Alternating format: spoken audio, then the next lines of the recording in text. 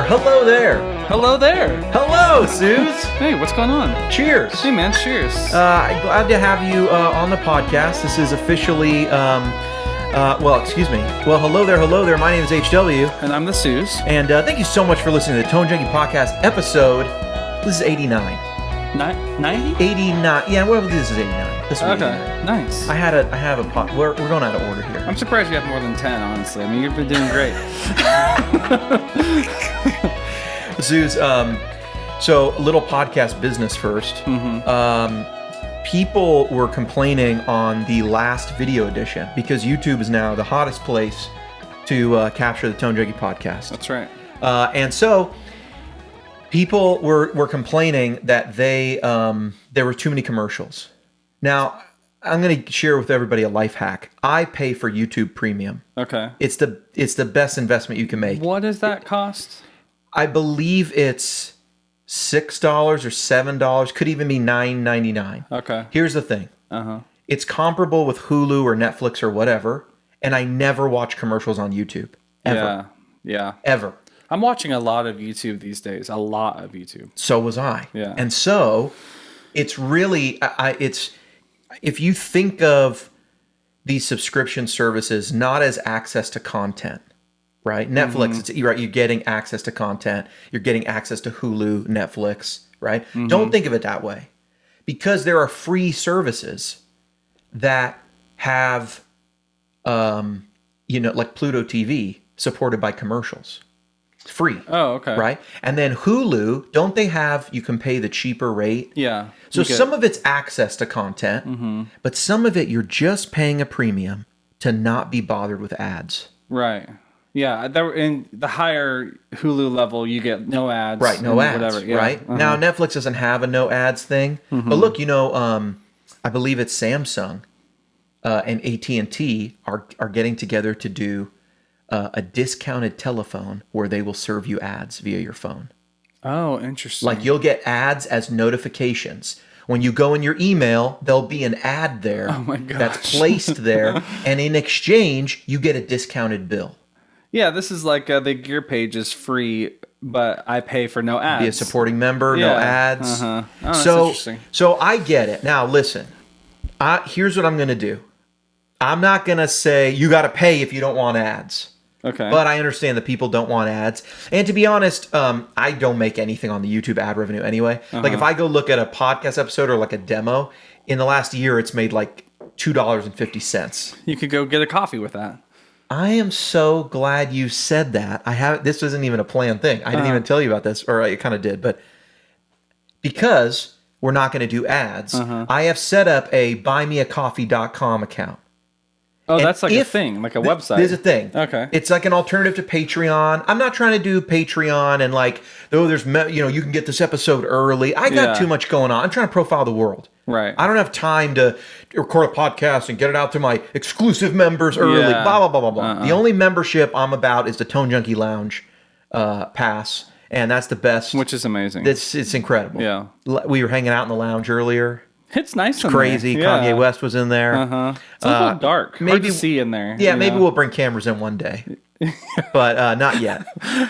Not yet. Behind the curtain. But I'm going to turn off ads for these on YouTube. Okay. So no more ads. Okay. I apologize. Someone said there were 30 ads. I was like, I don't know about that. All I'm doing is clicking the ad button. It adds ads. I don't think it added 30 ads in like an hour long thing. Wow. But that would be a lot. At the link below, you can now buy HW a coffee. Wow. So if one or two people want to buy me a coffee, we're just trying this out. Yeah, why not? You know what I'm saying? If you enjoy the podcast, you want to buy me a coffee, I will drink a coffee, which you bought me, and I will shout you out. Okay. And you know what? We'll do that. Maybe we should start doing questions or something. You can pick a topic or something. I don't know. I don't know. Yeah. You know? I could see that. But we are doing. You haven't seen yet. I've been working on the Ask HW show, which everybody could just ask. Is that questions. a glorified like question and answer? It is. Okay. But we'll be answering questions. I'm going to open up an envelope. I read the question. I begin to answer it, and then I take you into another Tone Junkie world to maybe demo something. Yeah. So maybe 2 or 3 questions a show. So are there like levels on the coffee thing? Like $1 is like a Keurig, like $2 like a nice. There's just one level. Okay. To be honest with you, it will be set up by the time this is posted. It is not currently. Oh, I see. I'm in the moment. Dollars, coffees are like, I think you could set it as $1, $2, $3 or something. Okay. So it's like, if you want to buy me a coffee, The quality. I'm turning off the ads. I'm listening to the community here. I'm turning off the ads. If you'd like to buy me a coffee, you certainly can. I will shout you out, and I will drink a coffee in your name on the episode. And I'm going to be experimenting with some different coffees because I don't like the Keurig stuff that my wife recently bought. But there's a company, Dead Pedal, that I was really enjoying their coffee. Some of the best coffee I had on the Keurig platform. Okay. And then this is actually a mug my wife made. It's one of her very early mugs. So She made that? She made it. So I don't feel it's indicative of her work because it's one of the first ones she made. It's very plain. But it is very plain. But yeah, you know that we converted. We have a pottery studio. Oh gosh, Did you see that? I've never seen that. No, so we had another bedroom. You know the bedroom that was at the top of the stairs there? We called it the train room for a while. Yeah. It was a train room because my boys play in there. Yeah, there you go. It was a train room because when we first moved into the house, my son Oliver was he kept building these Thomas the Train things right at the top of the stairs, right, in like the landing area, and because it was next to a closet where some of his toys were, and then she kept pulling it apart and putting it away, and then he would take it out and build it. And I thought, well, this seems counterproductive. Yeah. So I said, Oliver, why don't we open this bedroom door for this bedroom that no one's using? Yeah, it's empty. This guest bedroom. Yeah. And why don't you build all your trains in here? And then I said to my wife and Alyssa, when you are cleaning up the house at the end of the night, just close this door and magically it's clean. Man, magically smart. It's not there. Yeah. So that's what we did. So that's now called the train room, but now it's called the pottery studio. I'll take you up there. Yeah, I'd be interested to see we took that. out the carpet. We put down tile flooring. Okay. For any water splash. What's that movie, like the famous movie where like the pottery is like, it's like someone's helping them. It's like a romance scene or something. Is that like Patrick Swayze? I bet somebody can throw it in the comments somewhere, but yeah, that's cool. That's a good idea. So she was into pottery before. So she started taking some classes, got into pottery, and now she's been making stuff. She's been selling stuff on Instagram. Oh, cool. Yeah. And, once she's kind of got good at it, she's been doing it a while. She did some classes for a while, and then she bought the wheel a little over a year ago. Okay. And then started doing it at home. And then, is she called Pottery Junkies? We talked about that. Okay. We talked about good pottery names. Is this a good time for a tangent? Yeah. So I have this whole thing was a tangent. Yeah, you're right. Yeah. That's the motto of the show. We have stuff to talk about. I have gotten into bourbon like crazy. Me and like a bunch of my friends have like jumped in like whole hog into the bourbon community. And one of the channels I follow or I watch on YouTube is Bourbon Junkies. Wow. It's 2 guys talking about bourbon.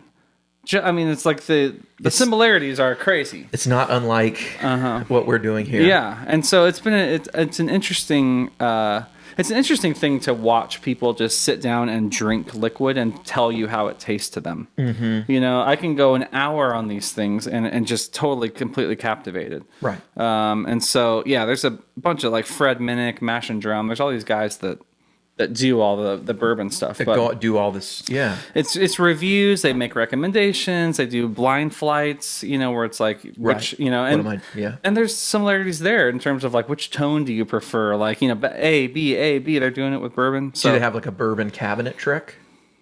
I haven't seen that one. It's just for the Kemper. Really. Yeah, maybe they have like a liquor cabinet. Yeah, trick, they might have a shelf trick or like something. Like a liquor cabinet trick. Yeah, but anyway, when you're talking about paying for ads, that might make me do it because the ads on some of those are pretty nuts. Yeah, so it's that's kind of how I view it. I don't want to watch their commercials. I don't want to, and I just ask myself, look, if someone offered you a job, what's the next question you'd ask? What's the pay? Exactly. What's the pay? We're on the same level today. You're right. We're just what's the pay? Yeah. So when an ad pops up in front of you, like, what do I get out of this? what am I getting here? Yeah. I get to watch this content for free. Well, I'd rather you not bother me. Mm-hmm. I'd rather just pay YouTube and not have me bothered. Yeah. And I will tell you, because I've watched other creators who make videos about how much they make on YouTube and stuff, and I can see my own ad revenue. Tone Junkie makes almost no ad revenue on Facebook. I mean, it's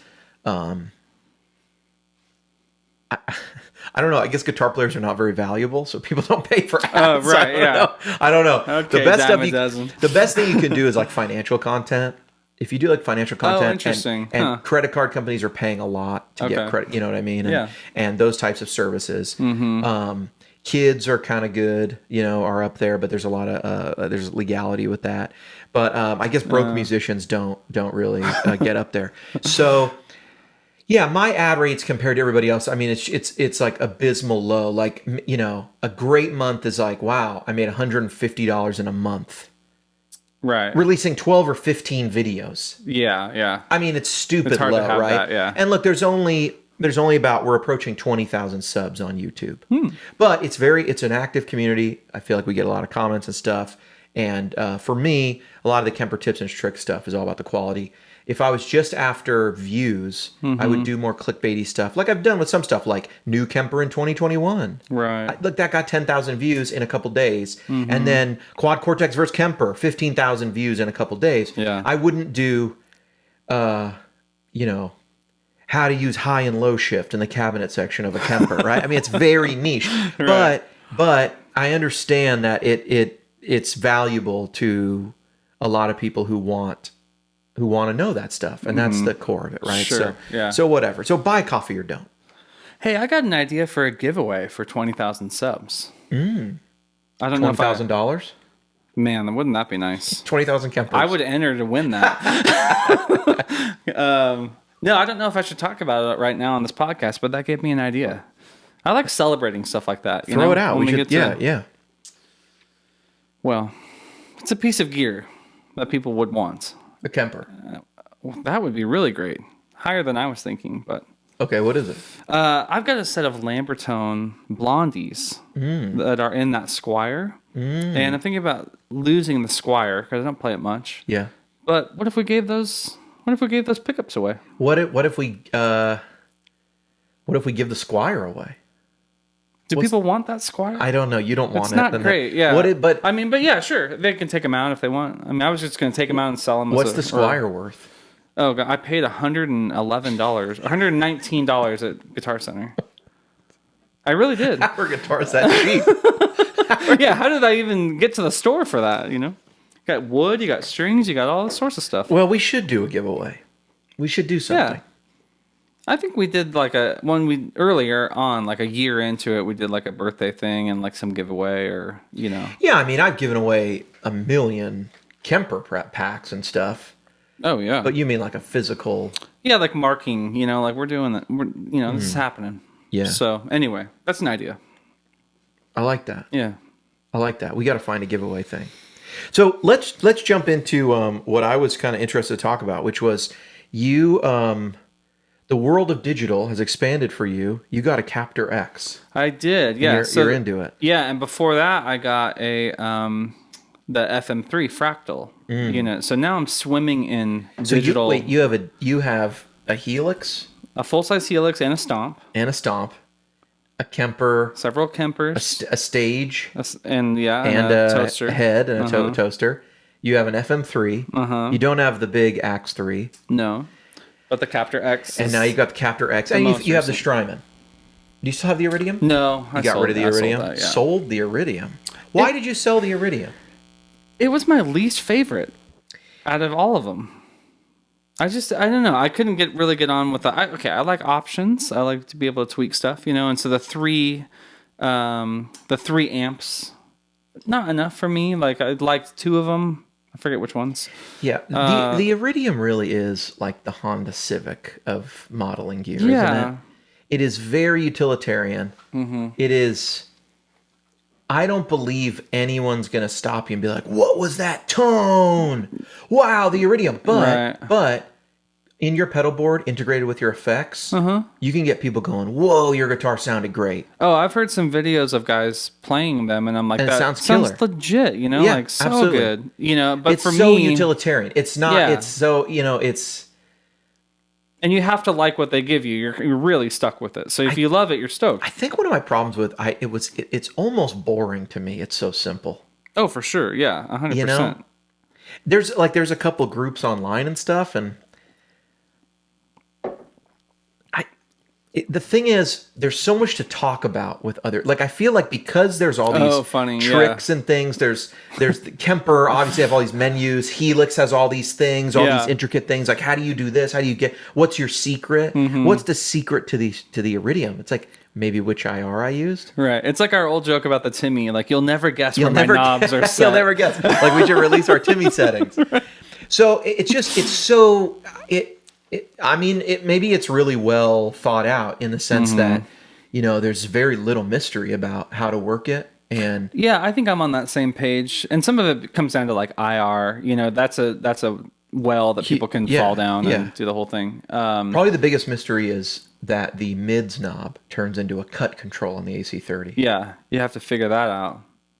And I also did a little bit of AB, like between that and the stomp, back and forth, just pull up a AC30 and go back and forth. And immediately I would start making changes on the stomp that I thought sounded better that I couldn't get to on the Iridium, so it's like, I mean, when they're that close, so they have the same IR loaded in both. It's just like, what is the amp section doing? The stomp to me was way better, but yeah. So it's funny. You could look at the Iridium and go, well, it's so simple. It might be a little limited. So let's add some options, and then you start adding like an EQ, and then you start adding like some other parameters, and then pretty quick you're like, well, I might as well like add in just some simple effects, and then pretty soon you have another modeling unit, right? Thing. It's not a simple thing anymore. Yeah, they showed a lot of restraint with that product. Yeah. It's a kit. I still, to me, the Iridium and the HX Stomp are up there as some of the best, like, products that guitarists have at their disposal. Oh, for sure. Yeah. Yeah. But neither of those two products get me very excited. Okay. Do you know what I mean? I'm fully with you. Yeah. It's like they're great. They're great tools. I honestly think every guitar player should own a Stomp. I mean, I think they're incredible pieces of gear. 100%, I agree. Less than $500. It's crazy value. Yeah. The ability to go direct when you want, and then be useful, very useful as a pedal and just effects when you don't want, is to me the thing that I think beats out it over the Iridium. Right. But I will say this: I thought 15 minutes in, the Iridium sounded better than the Stomp. Okay. And what I mean by that is I feel like Line 6 has created this ecosystem where there is some mystery and tactic involved to like kind of get things where you want them. And I feel like everything sounds a little better with like an EQ adding some mid-range. You know what I mean? Like I just felt like the Iridium sounded really good right away. Almost, yeah, it's easy. Yeah, no. Even people like, I don't like the stock cabs. These are fine. What's wrong with these? There's nothing wrong with these. Oh yeah. Anyway.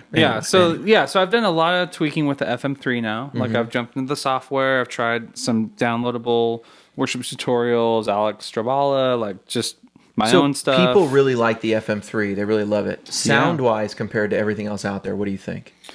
I think the effects are the strongest selling point for me. The effects are really good. They're very versatile. A lot of different types of, like, I kind of miss having like a real analog delay and a real tape delay, and like the stuff that they're doing rather than the Kemper just giving you a delay that you can make darker or add mod to. Like they're actually like modeling specific things, which I like. Same thing with the Stomp.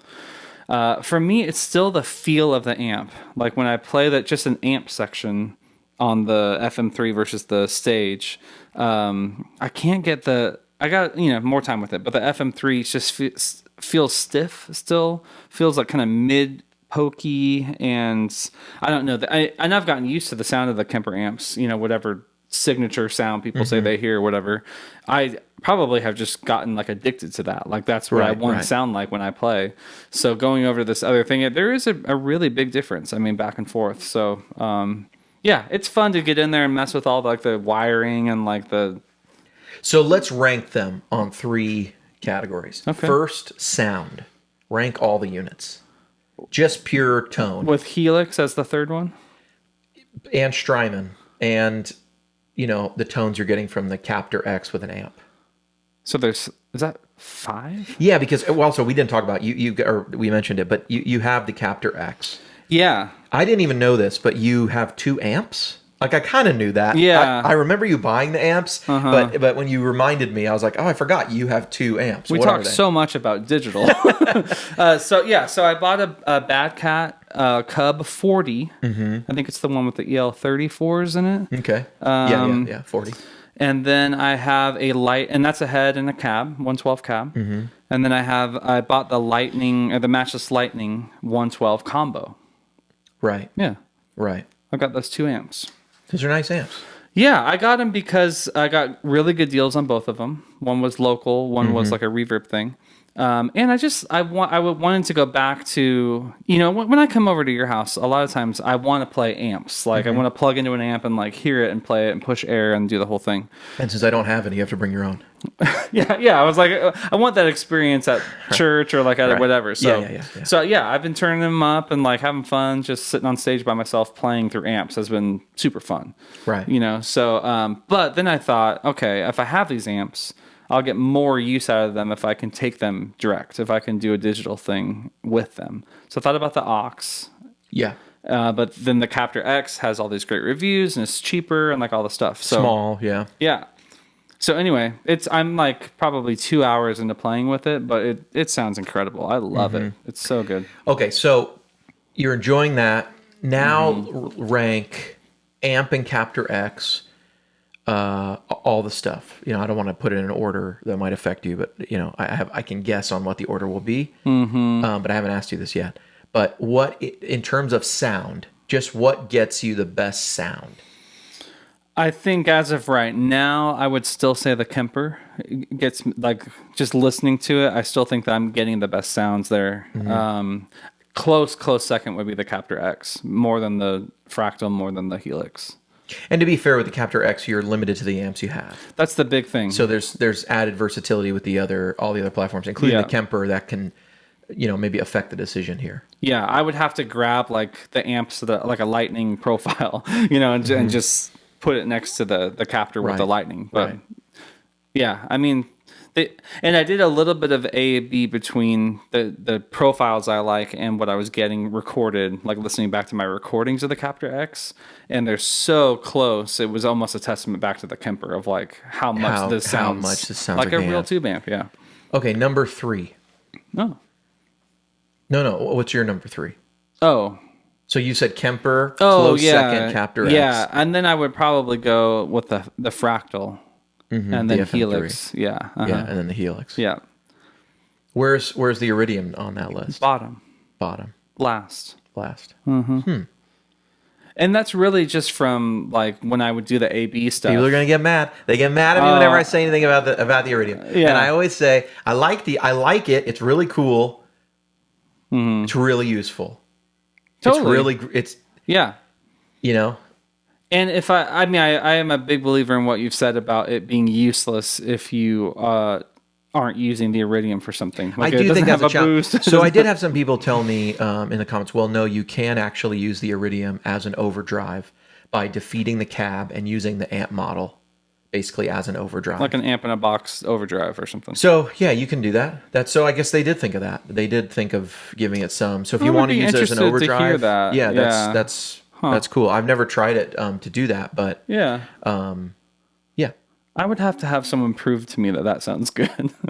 Yeah, I mean, look, every overdrive, if you don't turn it on much, if you leave the gain low, right, and you push the level more into an amp, you get very similar results. Yeah.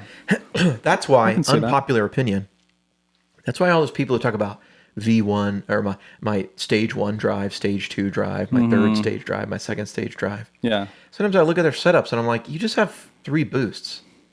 And you spent $1,800 on them. Yeah. You know what I mean? Like, they're all like super boutique, like like a boost. super boutique one, and you don't have the gain up at all. And or you have the gain on very low, and then it's like that means 85% of the signal passing through is literally the clean sound. It's just getting louder. It's the signal going through, right? Only 10% is sent to ground and then mixed in with the overdrive. Yeah. When you do one of the other pedals, I mean, they all tend to be, when they're not adding a lot of gain, they tend to be the most transparent. Mm-hmm. So if you only add a little gain on top of a little gain on top of a little gain, you've gotten the sound of almost none of them. Right. Maybe that works. I mean, maybe that works. Yeah, if it works for you, then I mean that's the whole point. But you know who had an interesting setup years ago? You know Roman, the guy who does. Oh yeah, Schnobeltone, like West Coast. Schnobel. Yeah. Well, who are you thinking? No, I'm thinking he's like in Oregon or Washington or something, and he wherever does in-ears. In-ears. He's involved with 64 years, 1964. Schnobeltone is? Yeah. Well, he does that. He has a pedal, right? The Daily Driver. The Daily Driver. That's right. And anyway, so his name is Roman, and I don't know what his last name is, but I ran into him years ago here in Nashville at a Battle of the Bands. Did I ever tell you this? No. I never told you this. At a Battle of the Bands, and we came from San Francisco. I don't know where he had come from, but he was in a band with his family. He has like 3 brothers or 2 brothers. Huh. I don't know if it's 2 brothers and a cousin or 2 brothers. I don't think Schnobeltone listens to this, but he was playing guitar, and he was playing a Yamaha solid body, one of those solid body double cut kind of Les Paul double cut kind of guitars, and he had 3 rats on his board, and he wasn't stacking them. He had one set to very light drive, one set to overdrive, and one set for like lead. It's like presets. Yeah, and I talked to him because I was like, it's like presets. Yeah. He was like, yeah, I have like 3, it was 3 rats, and he had it for everything. I don't remember what else he had, but I remember thinking it's a unique setup. And at the time, I was playing like an orange amp, and I was playing like some keyboard in this band. And I don't know, they won the Battle of the Bands. Oh. And then I think they were awarded like a development deal with Word Records or something. Huh. And I don't know that if it ever went So this anywhere. is going back. This is like This is going back, and they had a sound that was very much like Leland. Okay. It was a very much I want to say like they sang the song Revolution, but that's literally a Leland song. Right, yeah. Was it Leland? No, but he had I think a younger brother who could really belt. Okay. And they had one guitar, one drums, and that's super cool. I think there's some stuff on YouTube of his old band. I don't remember the name. Okay. But anyway, I always kind of wondered if he was he kind of plays like that, you can tell he's like very musical and songs and writing and stuff like that. But he was using the pedals like presets. It was sure. like, here's my preset. But it'd be great if he had like a switcher and he can just one button change whatever. It's 3 Proco rats. Yeah, that's amazing. And that was it. He probably could get a box. Someone could make you a box with 3 rat circuits inside and 3. And it would just like flip flop. Like every time you hit a button, it would just or just on and off. But I mean, you could at least yeah. just get one box, so it's not like so many failure points. Of the cables in between and stuff. No, it's so true. And 3 battery compartments. Yeah. Yeah. Okay. Well, so back to the digital. Did you have more questions about this? Yeah. So okay, in terms of sound, we ranked Kemper, Captor, Fractal, Helix. Okay. Iridium. And then, the Iridium's not really in this. It's a different purpose. Purpose. And I honestly thought the Iridium out of the box just sounds better than the Helix out of the box. Yeah, you have to work on the... So I just want to put that as a caveat. It's not really in this thing, for sure. And I don't have it, so I can't talk about it. And if someone told me I want the best amp tone to go direct, and I want to use my pedal board, I'd be like, HX Stomp or Iridium, maybe get the Iridium. Yeah, for sure. If they don't need any more effects. Yeah. In terms of fun, which one made you want to play more? The Kemper. The thing about we didn't plan this, and I hate when people are just going to say, you're a bunch of shills. Yeah. You choose the Kemper for everything. Right. But I like what I like. You're really not, though, right? Like, if anyone's a shill, maybe I'm the shill. Yeah. But you've always been, like, very, I like trying new You'll things. try anything. Yeah. You'll try anything. You're always buying amps. You're always trying pedals. You're not. You don't It's have the hobbyist side of me, that's not the utilitarian side of me, The thing about the Kemper is, and I have found this to be true. Okay, the Captor is like not in this conversation because of what it is. It doesn't make amp sounds, it's just a cabinet solution. But for the Helix and for the FM3, I'm finding that I don't like. In fact, I would never use about 80% of the tones I'm hearing. There's so many tones that I'm like, this is not good. How do I dial this out? How do I like salvage this terrible tone? And then I get something that I like. right The Kemper is literally like high percentage shots. 95% of. I mean, it's just like going through profile after profile. I mean, I have like 4,000 profiles on my whatever it's called, editor. And they're all so good. They're so good, And so it's just, I think it comes down to the technology for me. The profile of an amp is beating out models of amps. I think that's what it comes down to. Is that if I had that amp, I would be getting those tones. I think it's true. I think it's going to be true in the Quad Cortex as well. Yeah. I think the captures are going to surpass everything else. Yeah. And I think I think the models are going to be very like heavy gain focused. Okay. I'll tell you why I think that even more. Okay. So today, I believe the day I'm recording this, and probably this comes out, or maybe yesterday, they announced, Neural DSP announced their new plugin. And I guess they took some of their engineers and went to go work on Quad Cortex, but then they hired more engineers to keep creating plugins. Yeah. And the latest plugin is the Gojira plugin. It's the heaviest plugin they've ever made. Okay, so they have different plugins for different amps. Is that the thing? Okay. Yeah. So like there's a Pliny one, and it's his plugin, and then they have it's like for different people. Oh, I see. It's like inspired by the player. Corey Wong has one. Funk guy doing all the funk stuff. And it's kind of like the amps that they're known for using or whatever. Yeah, it's like the tones they're known for using. They don't really copy the amp, but you get something like the amp. Okay. But they did a bunch of different ones. The Gojira one is the heaviest they've ever done. And to me, it just signals they didn't choose Brian May. They didn't choose somebody who has a little more of a broader appeal in terms of stuff. Now Corey Wong is not a heavy gain player by any means, but he's very niche in terms of his tones are all funk. Clean funk. Is he in a band or is he like a artist or something? He was in Volpec, and then also he's with he's in a bunch of videos with Mark Lettieri online. They're like playing. Oh yeah, okay. So he's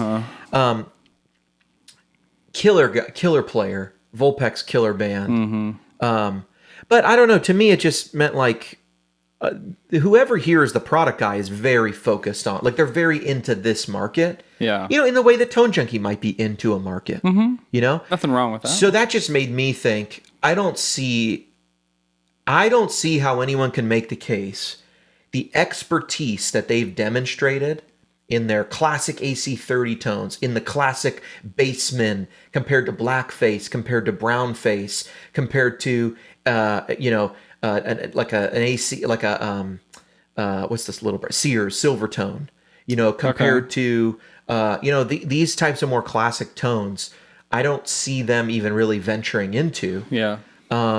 So it just makes me think, does anyone have any logical reason to believe that the models will beat out Fractal? Just on their own. Yeah. The UI's better. There's the things we know, but the things we don't know are what it sounds like. Okay, so help me understand something about the Quad Cortex. So, so it comes with models like the Helix stuff does, but it also has capture tech. And are you capturing the whole signal? You can capture anything.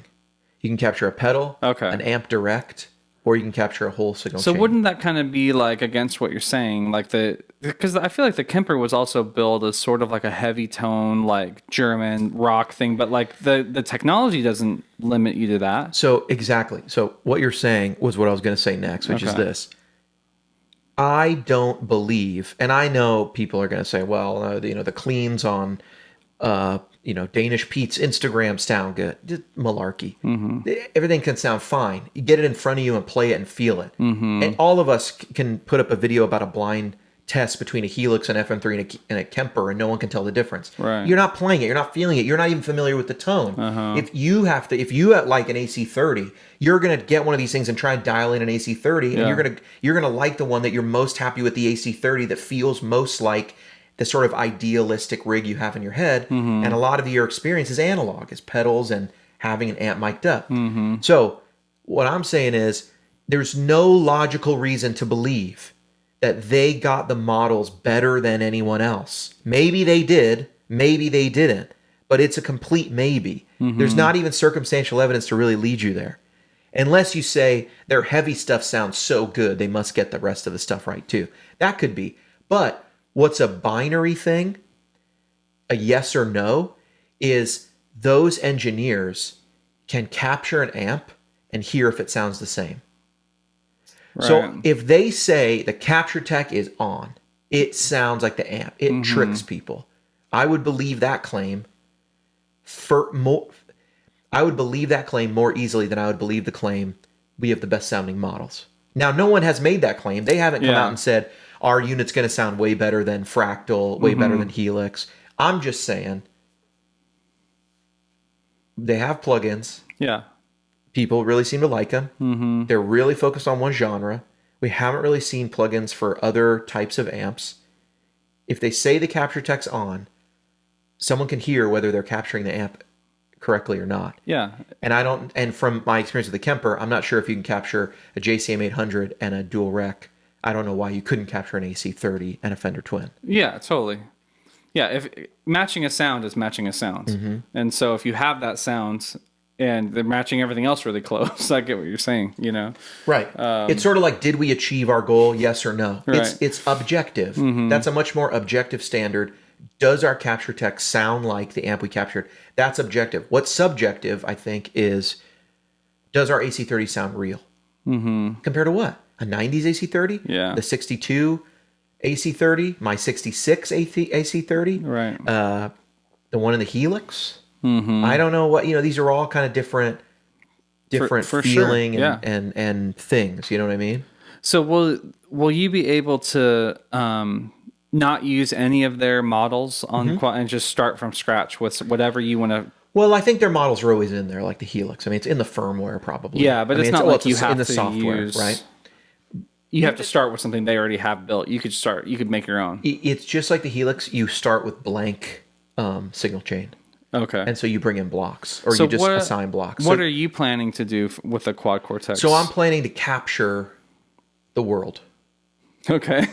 Meaning the amp and the cab, just like you would do a profile. So I think the opportunity here is do the whole amp, the studio kind of version, and then do some directs, and then also capture some pedals. You really can't capture the cab unless you do it with the amp, because no sound will come out. And if you do it with that other sound, it's an impulse response. That's kind of what I was asking. Like, I haven't looked into this thing much at all. I thought you were just going to make IRs for the Quad Cortex and use their amp technology, but you can do both. It's captures. Yeah. Oh, interesting. Yeah. Okay.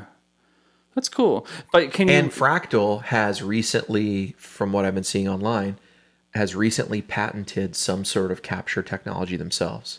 Okay. Which is a departure from where they have been. Yeah. Yeah. So maybe they'll integrate that into the Axe 3. Maybe the Axe 3 has the processing power to do that. Maybe, or a future product. Maybe not, or a future product. Wow. But that's an exciting time. Super exciting time. Yeah. Huh. See, that's why what I talked about in the last podcast was I almost have every Blackface amp. Like, I'm dangerously close. Right. You and I have talked about this. That's going to happen. Yeah, dangerously close. And after that, the plan is let's get every tweed. And then after that, the plan is let's get every brown face and silver face drip edge. So at that point, and then I've got the AC10, the AC15, the AC30, AC50. Then I've got a couple Marshalls, in case you haven't noticed. Is one of them like blue or magenta or purple? I don't recall. Okay. Well, But you can, at that point, it's like, all right, my job is to capture these on any platform that captures. Mm-hmm. And here is a historical catalog of tone. Wow. It's like a digital time Like capsule. a little library. People can just like a library. Sift through that thing. Library of the world. Wow, I feel like a lot is riding on this thing, like the Quad Cortex. So people are so excited. People are excited. Yeah. You know what I'm excited about? I got the notification. Our salads are here. Oh gosh, I'm so hungry. Now we're back. It's tasty. You know, Sooze, someone one time on the podcast said it's very unprofessional to eat on the podcast. Mm-hmm. Now, clearly, this guy's never seen a what's mukbang video, which is just the Korean art of eating too much on YouTube. But I would say, well, look, what are you expecting? I think your comment was, have you been pleased with the rest of the production value from this podcast? I think I asked the guy, like, was this your first episode? Because, Right. I mean, it wasn't like the first time. We had experiences going to Taco Bell. Oh, yeah. It's Khalifa Farms, sitting on your porch, Khalifa Farm. talking into your phone. Numerous times. But here we are. So, okay.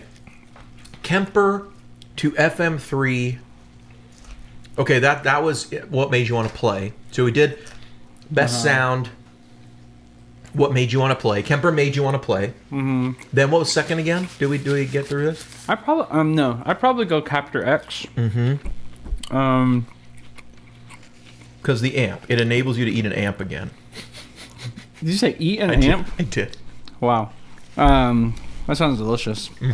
Yeah, because of the same kind of thing, like turn the knobs, move things around, different IRs. So it's like I was only getting good sounds. Right. And so that makes it's quicker to get back to playing than it is sitting there tweaking. I tweak a lot on the Fractal and the Helix. I might put Fractal last because their UI on the app is good, but it's confusing. Like in terms of like the routing and like, I mean, for the first 5 minutes, I couldn't figure out how to get sound out of it because you actually have to make cables and plug them in and out of things, and the first thing you have to do is make an input, which seems ridiculous to me. Then you have to make your signal chain, and then without an output block, you have no sound. And I was like, oh, and not until I got someone else's presets. I was like, okay, input block, everything you want. Output block, make sure all the cables are plugged in. If one cable's missing, no sound. It's very, you have to like learn what you're doing, you know. Whereas I figured out the Helix. It sounds like a minutes. simulated signal chain. Yeah, exactly. And you just have to know how everything works. But it's very flexible, which I like. But so far, it's been mostly tweaking, and I've gotten like 2 tones out of it that I'm like, I could play on a Sunday with this. But I think what's interesting about that is it does make it maybe more difficult to use at first. But, you can have, on the Axe 3, correct me if I'm wrong, you can have 4 different things coming out of 4 different outputs, right? I believe so, yeah. So you can set up multiple delays and have 4 different things coming out of each one of them. Left and right of each delay. Right. And I am hitting DSP issues already, like... You're on the smaller unit, too. So it's not... You're on the stripped down... Yeah, 1 amp, 1 cab. But even still, everything. it's supposed to be the more portable unit, so it's not really designed for the most DSP. Yeah. Just to be fair, like it's the hey super portable version of the Axe 3. Yeah, same thing with the Stomp. It's like I'm not getting. Although now we have 8 blocks on the Stomp. I just did that. The DSP issue is still the same though. Yeah. It depends on what you're using, I guess. Yeah. If you like EQs, they don't take up a lot of DSP. You get a lot of you're always going to be able to get more of those. I have found now that you have 8 blocks on the Stomp, you usually can add something useful. Oh, totally. Yeah. Agreed.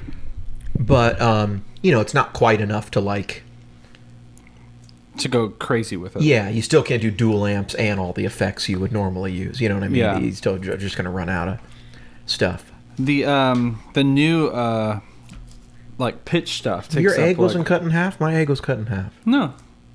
What's the deal with that? I don't know. By the way, these are, if you're listening to the audio, these are Buffalo Wild Wings Cobb salads. Yeah, these are really good too.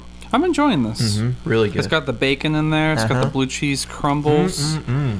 I love the fact that this is a good direction to head, by the way. We used to just eat Taco Bell at like 11 o'clock at night. Well, we're trying to be more responsible. Now we're eating salads. You know, we're trying to make good decisions. You've been dropping the LBs. Yeah, You've been eating well. Yep. I honestly have been trying since the first of the year. But you know what I realized? Those liars at McDonald's. This is going to be really good. I thought I was eating no carbs. Okay? By getting what? You're getting Well, here's there? the thing. I've been going to Starbucks, and I know that at Starbucks I can get an iced coffee with whole milk or something. Well, then someone showed me, they have a sugar-free latte. So I started getting that with whole milk At at Starbucks. Okay. And then someone was like, if you want to get your coffee a little bit sweet at Starbucks, you can just put in you can ask for the sugar-free syrup. They'll give you a little thing, and Yeah. I go, so I started doing that in my coffee. Great. Torino or whatever is the coffee flavor company. And once I drank that a couple times, I then realized that it was the drink with the sugar-free iced coffee, sugar-free vanilla iced coffee from McDonald's was cheaper, and there's just McDonald's around. Yeah. So I started getting those, and I probably drank those for a week and a half, a bunch of them, Okay. until I realized there's actually a bunch of carbs in it. Not from sugar. Not from so I guess it's because whatever the creamer they're using is not like a heavy creamer.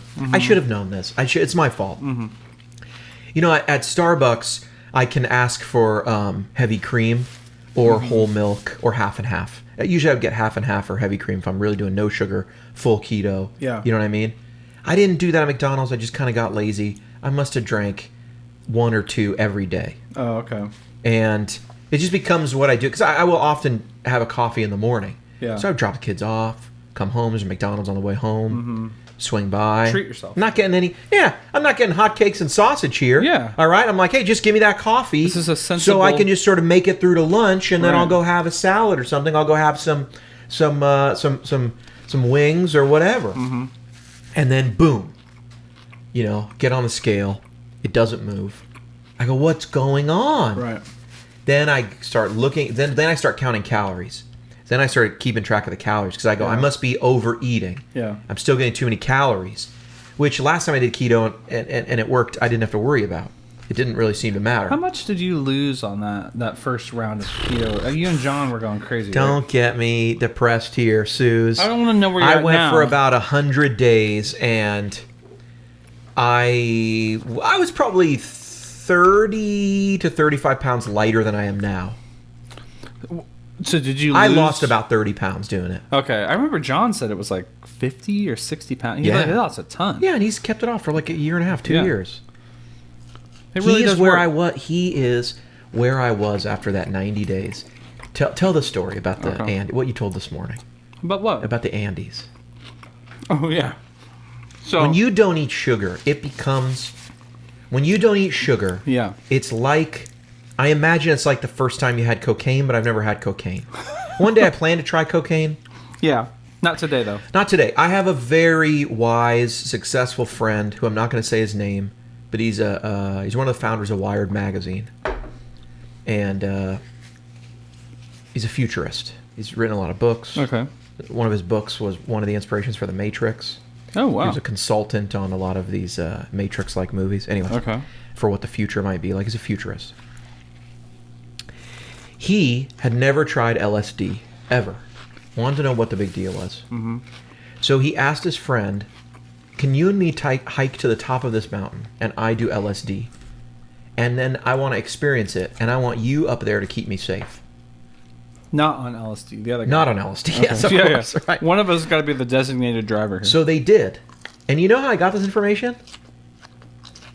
In his Christmas card, they wrote a little thing of what each person had accomplished that year. And he detailed... That was his. This doesn't seem like a great idea. Wow. This is a man who's like, won awards for his writings on the future and his research of, But that was what he technology and pointed stuff. to. Yeah, and he was like, here's what I did this year. Side note, blue cheese dressing, kind of like low carbish. It's Yeah, more on the fats and probably sodium and Yeah. stuff. Okay. Yeah, blue cheese ranch. Are I'm all safe enjoying the things. flavor, and I've got an extra one. I didn't know. Yeah. Obviously, this is better than a hot chicken sandwich. So Completely. I'm making. So go ahead with the Andes. Okay, so there we were. So if you don't know, Andy's is like a frozen custard type of place. It's delicious. It's so delicious. My gosh. And so we've got one down by my house. And so you had been doing really good, 100 days or so on keto, no sugar. Your ketosis was just on fire, just burning all that. I was flying. Oh my gosh. Just flying around. I didn't need the Tesla. And for whatever reason, I think maybe, you just either craved it so much that we got it, or you felt like, I deserve this. I've been so good. We went through the drive-thru. We got the these enormous cups of ice cream with all these toppings, blah, blah, blah. I'm enjoying mine. I look over at you. You physically look sick. Like you might throw up. You ended up tossing the rest of that thing. I had like 2 bites. Your statement to me was that it tasted and felt like eating granulated sugar. Yeah. Like chewing down on like chunks of sugar. Like you might put in a cube of sugar in a coffee. Eating those. I remember getting a little shaky and my underneath my tongue was like numb, like tingling. Yeah. Which is a weird thing. Yeah. Because I was eating the same thing you were, and I was like, it's kind of sweet. Tastes good. And you're like, that's not good, Sooze. Your body has become so accustomed to overeating and over sugar everything. So yeah, it's incredible how we do that. But anyway, the Tone Junkie podcast has definitely changed now. No more late night Taco Bell. Now we're getting salads. That was the pinnacle of maybe some bad choices. So good though. No wallet though. Couldn't pay for it. No. Remind me, we got in line, ordered, got to the checkout or whatever, the window, and couldn't pay. Yeah. And so we put it on hold or something? Well, I told her we were coming back. With the wallet. Because I was like, don't waste the food. We'll be right back. Yeah, we want that food. She didn't relay this message. So when we got back again... They had to remake it. Mm-hmm. Did they eat that? I bet they did. I bet they weren't even done making it. So some of it didn't even get made. We'd ordered a lot, if you recall. Mm-hmm. Anyway. Okay, so that's the order of made you want to play. Yeah. Go ahead. I'm trying to... I don't know where you're headed with this next one. I'm trying to think if there's anything that I would put Fractal as number 1. Or Helix. Maybe the app. Like if you just ask me about... I actually really like the Line 6 app. I think it's great. The way it's laid out, the way it looks, the way it behaves. I might still prefer it to the Fractal one. Mm-hmm. Just because it's so intuitive. I immediately, without going to the manual, I know how to morph stuff. I know how to assign switches. Like, I still don't know anything on FM3 about how to make it my own. Possibly though, if you started on the worst. FM3 before the Helix, yeah, that's true. You might just feel like the Helix is underpowered or something. Yeah, or like it doesn't do it. It's like a yeah. And the Kemper, you know what I kind of like in the Helix and the FM3 too, mm-hmm. or the Helix and the Fractal stuff too. It's like Samsung. It's like Apple and Android. It's like iPhone and Android. Okay. If you're a real tinkerer, you really want to deep dive, get it, and do everything. Have the ability to do everything. Mm-hmm. Then you're gonna just feel it. And the Helix is just straightforward. We've done a bunch of stuff for you. Right. But what about this? Nope, can't do it. But I don't like the way they did this. Too bad. Sorry. I see. You know what I'm saying? Mm-hmm. And I do enjoy the Apple user experience. It is easy to use. It's easy for my mom to use. She doesn't call me anymore and ask me to do basic things. And she's not trying to edit her home screen to do all sorts of widgets and all that. Yeah, right. So maybe it's a little like that. But maybe had you started on the FM3 first, you'd feel differently. Yeah. Okay, last question. Mm-hmm. In terms of price, best value, talk about best value for a second. We got the stage at $1,700. They're not even doing $16,999. They're just doing or $16,999. They're just doing $1,700. It's a flat rate. What is the FM3? I think it's $1,999. Wow. Yeah. What is the Helix? Like $1,599? Yeah, for the big one. And then HX Stomp is $599? I think so. $4 or $5.99? I paid $4.98 out the door for the Stomp because it was like you got on Primax though, right? Black Friday. Yeah, Primax is always selling stuff for like no money. Yeah, remember I had to wait like 3 months for that thing? Primax and me have already made the same amount of money this month, but I made mine on give me coffee. Send me a coffee. No, Primax, I don't know how they do kind of the deals they do. It doesn't really make any sense to me. Yeah. They don't have a problem making no money on some of this stuff. It's really kind of interesting. But yeah, free shipping, no tax, free returns. Yeah, and they're marking it below usually MAP price and stuff. So I don't know. They're just moving units, but there's a lot of units to be moved. Yeah. So I mean, I think it's like immediately is the Stomp is the best value. It's the cheapest, and it kind of does as much as the other ones do. Like you can use an amp, a cab, effects. But sound quality wise, do you feel like the FM3 beats it? I think they're super close, and they shouldn't be for half the money. Super close. Really? Oh yeah. Wow. But I think I wasn't expecting that. But for the extra money that you spend to get the stage, it's almost like, is that the best value because of how good it you're sounds? Very happy with the Kemper. I love it. Yeah. Yeah. If it was like $1,000 to $3,000, it'd be like, okay, I like it the best, but it's $3,000. What's your take on Bill? Bill loves the FM3. Yeah, Bill was very helpful. He came to my office with his X3 and let me play it for an hour, and that helped me decide I want to try the FM3. So he says he's getting great tones. He's on the FM3 though, right? No, he has the X3, the XFX3. Big old rack. He's using his pedal board into that. That giant pedal board. It's humongous. He has that thing dialed in though, man. Yeah, I know. It sounds really good. I was playing his Novo. It's an incredible guitar. Right. Into his huge board, into his the full X3. It was like, okay, yes, you're spoiled with tones. Yeah. And he's using real amps. He was talking about using his DC30 or EC30 with the Fractal as his 2 amps, and running it that way, or just running 2 amps on the Fractal. I mean, he's got options. Yeah, he was running a Kemper and an amp for a while. What was interesting about that day was that we played the Fractal for the whole day. We're going back and forth, kind of just, he's showing me what it does. And at the very end of the day, it looked like it was raining, but I think there's just stuff falling off of your... No, it's snowing. Is that really? Yeah.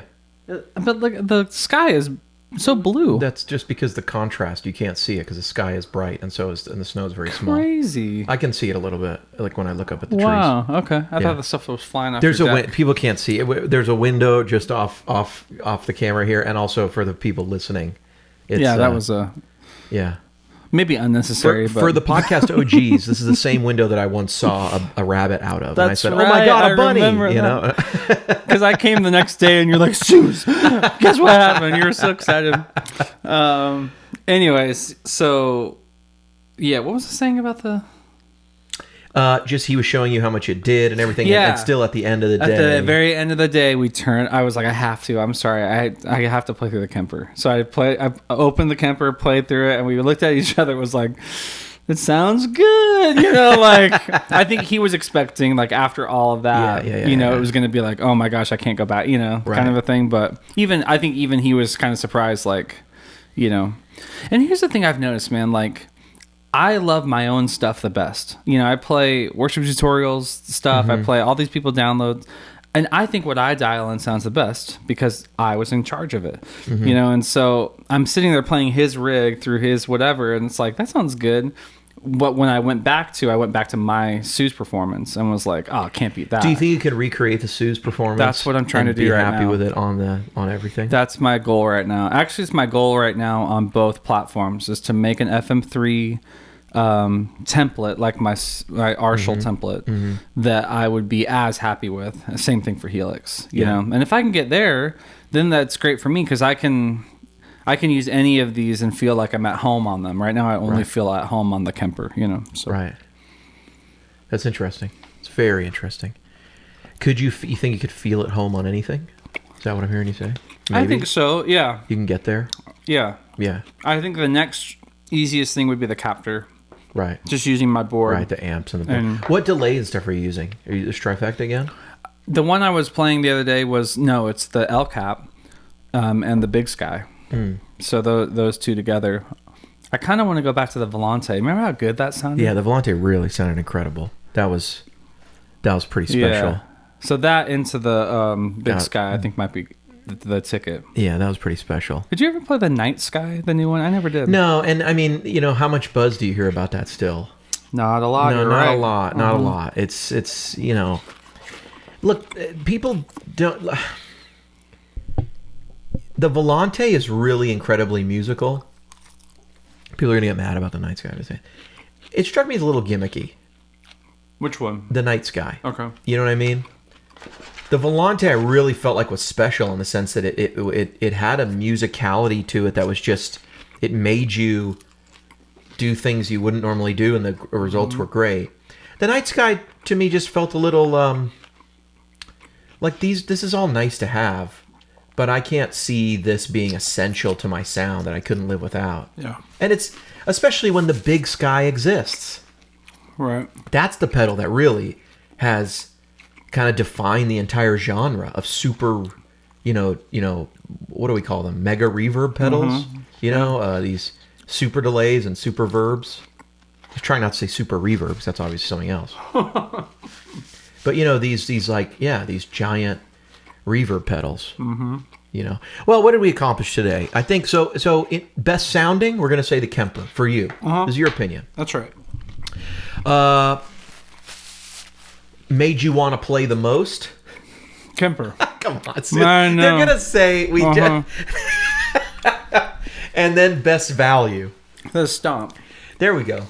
There we go. Yeah. But can we point something out? If we were doing rank choice voting, the Kemper probably wins, but the FM3 is a close second. What is rank choice? So it means the FM3 keeps getting second place for you. Oh, okay. And so we gotta consider that there is some subjectivity here, but it is ranking high on your list. So you obviously prefer the Kemper. I think that's a fair statement. But the FM3 is ranking high for you. You like it. The effects are good. You're saying you enjoy it. It's a little more difficult to use than the Helix, but it made you want to play more than the Helix. Was that? Yeah, right? That's right. So it was kind of more fun to play, made you want to play the guitar more. Yeah. Than the Helix. Yeah. It was a little more difficult to use. That could be maybe because you're not as familiar. I think it is. You still prefer the Kemper, but we talked about, you have your sound on the Kemper that you're happy with. You've dialed in over weeks of adjustments, and you play live with it, and then you go, actually, let me try this, and then that's kind of how you want it. So if you could recreate that on the FM3, it's possible you could be very happy with that platform. Totally, yeah. And we've said a lot of times before, like, memory is an interesting thing. So if I didn't have the Kemper for a month, I could totally get into these other things. It's of course, if you commit to any one of these platforms in a week or two, you'll be convinced it sounds amazing because you're not playing other things back to back. Yeah, it even happened with the Captor. As soon as I got the Captor, I recorded some clips, sent them to some friends, and was like, "This is the Captor X. Go buy one." Tube amp friends. They're like, love their tube amps. They're like, "Oh my gosh, I'm gonna go get one." And then I said on the text to them, I was like, "I've never heard the Kemper sound this good. It sounds incredible." And then the next day, I just pulled up the recording again with my Kemper live and just played the Kemper. I was like, it does sound as good. So even that was like... You really just fall in love with tone sometimes. Whatever you're hearing at the time, Like, not to give us a plug, and we're going to end this in a minute, but how good is the Match LC Oh, 4. dude. You said was your favorite. Yeah, the LC, just the standard LC4. So good. And turn the gain down, and there's your cleans. I mean, it's like Killer. one of the best we've come out with in the last, I would say, 3 to 4 months. Agreed. Agreed. Yeah. 100% agreed. Yeah. 100% agreed. And I thought it sounded better profile than the real amp did, only because I used a more I used my matchless speaker, which was more broken in. The one that was in there just felt very harsh. Mm-hmm. And so I was pleasantly surprised once I got it mic'd up and got in there. I went, oh my gosh, this sounds incredible. Yeah. I've been thinking, I heard you say in a video recently that the Kemper sounds better than an amp. And sometimes it does. It really is true. Amps are loud. Speakers you get, they need to be worn in sometimes. And like in the case of this Laurel Canyon, the high end was like very fatiguing on the ears, and it was too loud. And being able to just profile it with an already worn in speaker of the same kind, same speaker, it's just I have a worn in one. It's awesome. It's awesome, and then you just get it, and then you can always have it at the sweet spot. That's the other thing. Yeah. Is the, I don't know. You use a master volume, you get it too low. How loud can you really have it? But the Kemper, you can get it right there at the sweet spot, and it just sounds like a recorded tone. Mm-hmm. Anyway, so we might entitle this "Sooze Really Does Love the Kemper." What's that called? Confirmation bias. Confirmation bias. The people listening, this confirmation bias for sure for them. No, we'll call this Sooze Ranks digital amps. There we go. Healthy choices. Sooze Ranks digital amps and healthy choices. You know what we didn't talk about, except in passing, was the aux. Do you still have the aux? I do. Yeah, I'm kind of interested. I use it for direct profiles every week. Okay. Every release. And I'm a UAD guy. I've got the Apollo and all the plugs. So you won't like it as much. You don't think so? No, it doesn't sound as fat as a lot of people's IRs, as just IRs in general. It has a sort of tone, but it sounds good. It sounds good. You can make it sound good. But I just always felt like it doesn't sound very fat on its own. That's true. I played the Captor X with the Wall of Sound, plug-in for a while, and then went to our that's hard to say, RIRs. RIRs, yeah. And RIRs. Yeah. And it sounded better, so it's okay. And so the aux doesn't let you drag in No IRs. Interesting. Just modeling. I did not speaker know and that. cab modeling technology. That's twice the money. Yeah. I mean, it's $1,000. Now it's also a load box, which so is the Captor X, but it's also an attenuator. So is the Captor X.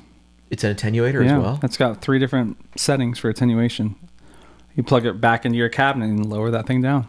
Well, the I'll just say this: the aux is completely variable.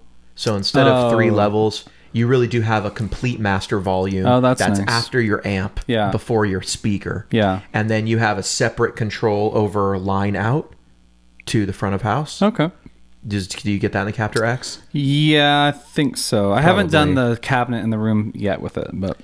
So, I mean, that's something there. And then you can have presets. I don't know if that matters, but you can also add delay and reverb, because they have their own delay and reverb in there. Yeah, and the Captor does that, but it's only like 5 on the front of it. Yeah. Okay, yeah. So that's how the aux is. There's 5 presets that you can set: cabs, speaker, whatever your cabinet speaker settings are, and then with delay and reverb. And there's 5 you can put up there. And if you have it plugged into a computer, you can recall 150 or so, I don't know, some endless amount. Who needs that many? And it's funny, there's people going like, oh, it's the Purple Haze sound, but it's like, you don't have the amp. You know what I mean? You have everything but this huge piece some Marshall cab and some Hall reverb, and I don't know, something. But anyway, they pair it with amps, and then it sounds kind of like that thing. Well, I don't need to try that anymore. We can try it. I mean, I haven't pulled up the software in a long time. It does connect to Wi-Fi. It puts out its own Wi-Fi network, and then you can use your phone to control it. Okay. So that's very cool. Can't beat that. Well, I hope you have enjoyed this episode of the Tone Junkie Podcast, episode 89. Holy cow, it's going to be episode 90 coming up real soon. Can you believe it? I can.